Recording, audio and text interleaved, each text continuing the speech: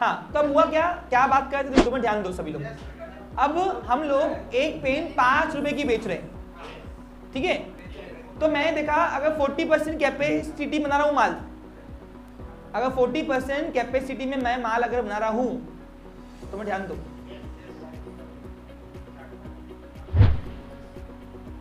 तो मेरी एक पेन की टोटल कॉस्ट पर पेन आ रही है 5.5, यानी ये तो मेरी कॉस्ट से बड़ी, मेरी सेलिंग प्राइस से कॉस्ट बढ़ी हुई है।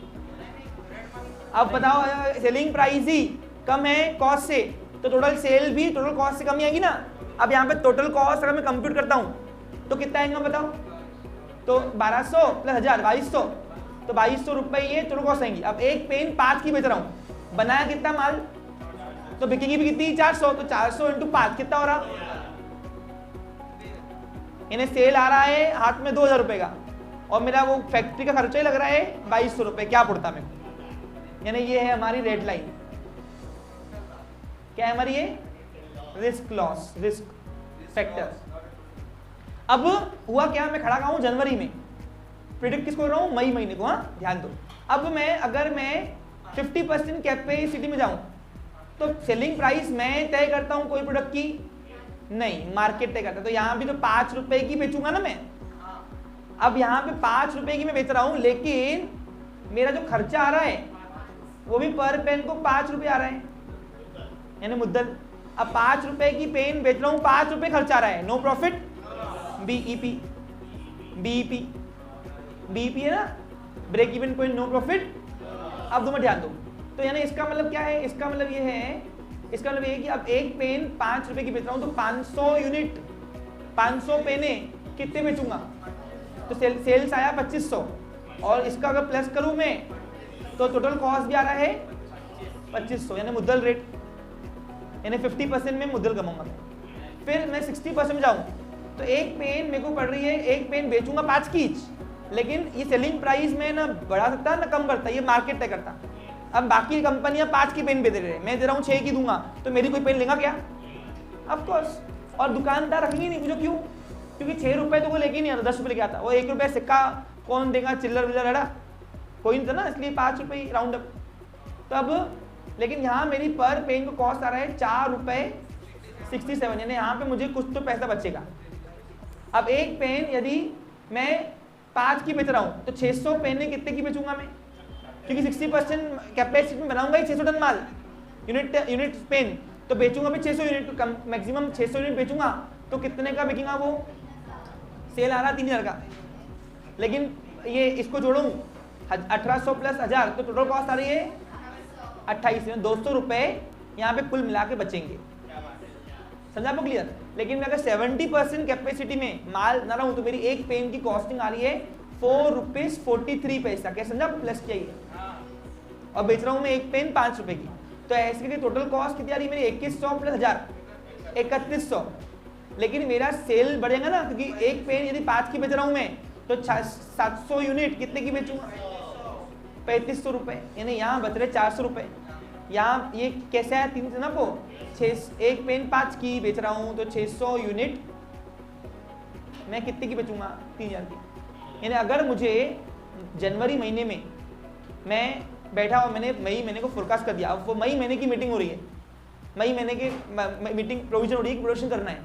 अब मई महीने की मीटिंग में मई में करूँगा क्या, मैं सपोज मई की पहले कौन सा था, अप्रैल, सपोज अप्रैल ना अप्रैल, अब 28 अप्रैल को बोर्ड मीटिंग हो रही है सपोज, और मैं कौन हूँ, बोर्ड डायरेक्टर में से एक, हम सब बैठे और मई महीने का रोज का प्रोडक्शन कैपेसिटी तय करते हैं। मैंने मार्केटिंग वाले को बुलाया, आजा भाई मैनेजर को। अब मार्केटिंग टीम वाला मैनेजर कहाँ बैठा है, मिडिल लेवल मैनेजमेंट, हम कहाँ आते हैं, top level management, board director top level में आते हैं। ओके, यहाँ तक सबको समझ आ रहा है पिक्चर।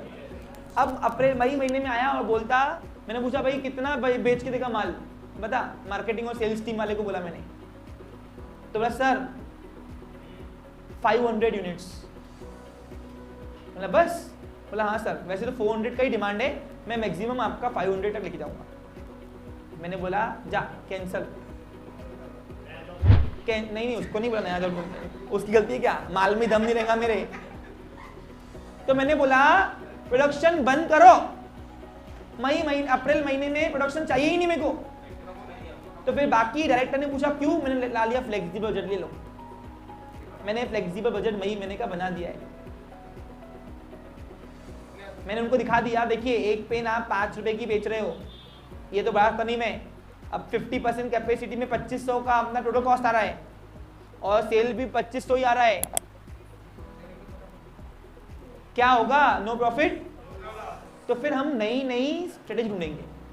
हम क्या करेंगे, हम फिर वो शाहरुख खान को लाएंगे, बोलेंगे ये पेन ले लो, तो उसके फैन फॉलोअर बढ़ेंगे तो हमारी डिमांड बढ़ेगी ना। तो फिर मार्केटिंग टीम ने बोला सर वो ब्रांड एम्बेसडर बदलो, तो हमने कोई नई हीरोइन लाई, उसको बोला पेन ले हमारी, यूज कर, एड दिखा, एड कैंपेन चलाई, जिससे हमारी मार्केट की डिमांड जो है वो बढ़ गई, बढ़ेगी, हीरो से बढ़ेगी, और क्या, कोई कुछ तो करने लगा ना। अब तो फिर उस हीरोइन ने क्या किया, मार्केट ने 70% की कैपेसिटी रोज खिला ली, रोज की। तो मैंने बोला प्रोडक्शन बनाओ। क्यों बनाओ, क्योंकि 70% में मुझे बच रहा है, क्योंकि मेरी एक पेन बन रही है 4 रुपए 43 पैसे में, मैं बेच रहा हूँ 5 रुपए में, खर्चा टोटल आ रहा है 3100 रुपए, मिल रहा सेल 3500 का, पेज बना दो। यानी क्या हुआ कि कौन सा पर्सन रिस्क में, 40% तो सोचो ही नहीं, 50% में मुद्दल है, 60% में थोड़ा कमा रहा है और 70% में और कमा रहा है। अब तुमने 2 मिनट ध्यान दो, अब तुमने क्या किया, जब तुमने वेरिएबल एक्सपेंस और फिक्स एक्सपेंस को कंप्यूट किया तो उसमें आप देखो वेरिएबल एक्सपेंसेस पर यूनिट पे निकालना और फिर टोटल निकालना। लेकिन जब फिक्स एक्सपेंस को लिखोगे कोई भी कैपेसिटी में तो टोटल पहले लिखाना और पर यूनिट बाद में निकालना। अब कौन सी चीज कहां फ्लक्चुएट है और कौन सी स्टैटिक है, समझ में आई। सर ये तो आप बोल रहे निकालना, ये करना, वो करना, किसमें से निकालना वो तो बताओ, वो कल, आज इतना ही। तो ये समझा आपको फ्लेक्सिबल बजट क्या होता है, समझा आपको क्लियर। अभी रुक रहे, अब ये थोड़ा अंग्रेजी में जो लिखा अपन ने उसको थोड़ा पढ़ना पड़ेगा ना। अरे तो ये जो मैंने तुमको जो मैंने पढ़ाया वो समझाया, वो इंग्लिश में लिख के दिया इधर, तो एक बार पढ़ लेते फास्ट में। 2 मिनट ध्यान दो। Flexible budget is one based on different volume of sale, देखा ना अपन ने 50%, 60%। अब फ्लेक्सिबल बजट फ्लेक्सिस का मतलब क्या होता है, टर्न, चेंज करना। Flexes the static budget for each anticipated level of production. Anticipated का मतलब है होप, जो इसकी होप रहती है, उम्मीद। यानी प्रिडिक्शन 50% है, 40% है, वो अपन प्रिडिक्ट करते हैं, प्रिडिक्ट उस लेवल के हिसाब से अपन प्रिडिक्शन जो करते हैं उसको बोलते हैं एंटीसिपेटिंग।